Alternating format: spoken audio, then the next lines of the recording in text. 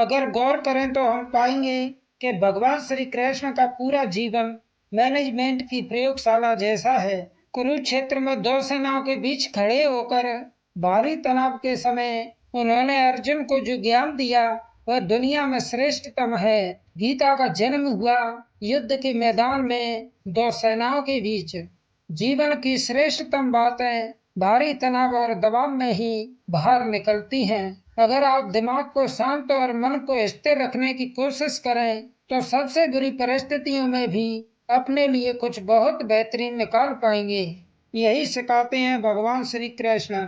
गीता पढ़ने से पहले अगर इन बातों को समझ लिया जाए तो गीता पढ़ना सफल हुआ मानो। भगवान श्री कृष्ण का जीवन ऐसी ही बातों से भरा पड़ा है। जरूरत है नजरिए की। उनका जीवन आपके लिए मैथोलॉजी का एक हिस्सा मात्र भी हो सकता है और आपका पूरा जीवन बदल कर रख देने वाला ज्ञान भी। यह हमें तय करना है कि हम उनके जीवन से लेना क्या चाहते हैं। श्री कृष्ण मात्र कथा में पढ़े या सुने जाने वाले पात्र नहीं, वह चरित्र और व्यवहार में उतारे जाने वाले देव हैं। आज के इस वीडियो में हम भगवान श्री कृष्ण की उन 6 बातों के बारे में बात करेंगे जो आपके लिए बहुत ही महत्वपूर्ण है। तो चलिए फिर शुरू करते हैं। पहली बात, सिर्फ मुर्दों को आराम है, जिंदगी संघर्ष का दूसरा नाम है। कभी अगर आपको जीवन की स्थितियों पर रोना आए तो एक बार भगवान श्री कृष्ण की जीवनी पर नजर जरूर डाल लें। रोना बंद कर देंगे आप। भगवान श्री कृष्ण ने एक जेल में जन्म लिया था और जन्म लेने के तुरंत बाद ही उन्हें रात में ही उफनती यमुना पार कर गोकुल ले जाया गया। तीसरे दिन ही राक्षसनी पूतना उन्हें मारने आ पहुंची और यहाँ से जो संघर्ष का सिलसिला शुरू हुआ वह देह त्यागने तक बना रहा। भगवान श्री कृष्ण का जीवन कहता है, आप कोई भी हो, संसार में आए हैं तो जब तक जीवन है आपको संघर्ष करना ही होगा। फिर चाहे श्री कृष्ण हो या पुरुषोत्तम श्री राम। मानव अवतार लेकर परमात्मा भी सांसारिक चुनौतियों से बच नहीं पाए, लेकिन श्री कृष्ण ने कभी किसी बात की शिकायत नहीं की। हर परिस्थिति को जिया और जीता। श्री कृष्ण कहते हैं, परिस्थितियों से भागो मत, उसके सामने डटकर खड़े हो जाओ, क्योंकि कर्म करना ही मानव जीवन का पहला कर्तव्य है। हम कर्मों से ही मुश्किलों को जीत सकते हैं। दूसरी बात, शिक्षा वही जो अज्ञान घटाए, कौशल बढ़ाए। भगवान श्री कृष्ण ने अपनी शिक्षा सांदीपनि ऋषि के आश्रम में रहकर पूरी की थी। कहा जाता है कि 64 दिन में उन्होंने 64 कलाओं का ज्ञान हासिल कर लिया था। वैदिक ज्ञान के अलावा उन्होंने कलाएं सीखी। शिक्षा ऐसी ही होनी चाहिए जो हमारे व्यक्तित्व का रचनात्मक विकास करे। संगीत, नृत्य, युद्ध सहित 64 कलाएं कृष्ण के व्यक्तित्व का हिस्सा बनी।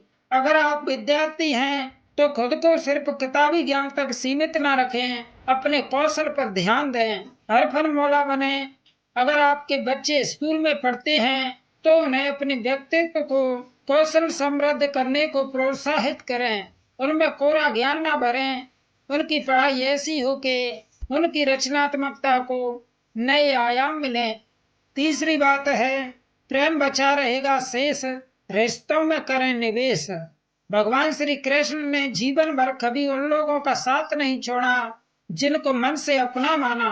अर्जुन, सुदामा या फिर उद्धव, श्री कृष्ण ने जिसे अपना मान लिया उसका साथ जीवन भर दिया। रिश्तों के लिए उन्होंने कई लड़ाइयां लड़ी और रिश्तों से ही कई लड़ाइयां जीती। उनके जीवन का सीधा संदेश है, सांसारिक इंसान की सबसे बड़ी धरोहर रिश्ते ही है। अगर किसी के पास रिश्तों की थाती नहीं तो वह इंसान संसार में अच्छा जीवन नहीं जी सकता। इसलिए रिश्तों को दिल से जिए और उन्हें प्रेम से भरपूर बनाए रखें। चौथी बात है, शांति की चाह बनेगी उन्नति की राह। भगवान श्री कृष्ण ने महाभारत का युद्ध होने से पहले शांति के लिए पांडवों और कौरवों के बीच मध्यस्थता की। हालांकि दोनों ही पक्ष युद्ध लड़ने के लिए आतुर थे, लेकिन श्री कृष्ण ने हमेशा चाहा कि कैसे भी युद्ध टाला जाए। सबक यही है कि झगड़ों में कभी समस्याओं का समाधान नहीं होता, शांति के मार्ग पर चलकर ही हम समाज का रचनात्मक विकास कर सकते हैं।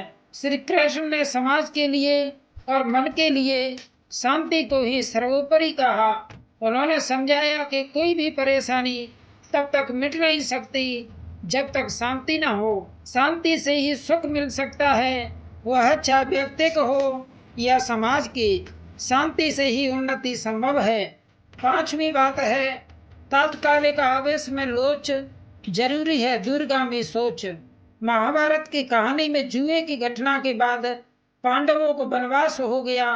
तब भगवान श्री कृष्ण ने दूरदृष्टि दिखाते हुए अर्जुन को समझाया कि यह समय जाया करने के लिए नहीं, बल्कि भविष्य के लिए तैयारी करने का है। उन्होंने सबको शिव, देवराज इंद्र और देवी दुर्गा की तपस्या करने के लिए कहा।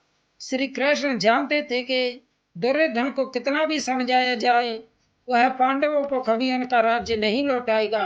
तब अपना हक पाने के लिए शक्ति और सामर्थ्य की जरूरत होगी। कर्ण के कवच और कुंडल पांडवों की जीत में आड़े आएंगे, यह भी वे जानते थे।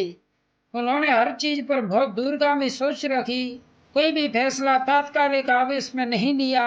हर चीज के लिए आने वाली पीढ़ियों तक का सोचा। यही सोच राष्ट्र और समाज का निर्माण करती है। छठी और अंतिम बात है, मन की शांति रहे चिर, दिमाग रहे स्थिर। श्री कृष्ण को क्रोध दिलाने वाली, उन्हें अशांत करने वाली घटना बार बार हुई। शिशुपाल पांडवों के राजस्वी यज्ञ में कृष्ण को अपशब्द पर अपशब्द कहता रहा। छोटा भाई था, लेकिन उसने मर्यादा तोड़ दी। पूरी सभा चकित थी, कुछ क्रोधित भी थे, लेकिन श्री कृष्ण शांत रहे, मुस्कुराते रहे। शांति दूत बनकर गए तो दुर्योधन ने खूब अपमान किया। कृष्ण शांत रहे। अगर हमारा दिमाग स्थिर है, मन शांत है, तभी हम सही फैसले ले पाते हैं। आवेश में हमेशा हादसे ही होते हैं। विपरीत परिस्थितियों में भी कभी विचलित नहीं होने का गुण भगवान श्री कृष्ण से बेहतर और कौन सिखा सकता है। तो दोस्तों, उम्मीद है ये बातें आपको जरूर अच्छी लगी होंगी। अगर ऐसा है तो हमारे वीडियो को लाइक और चैनल को सब्सक्राइब करें। धन्यवाद।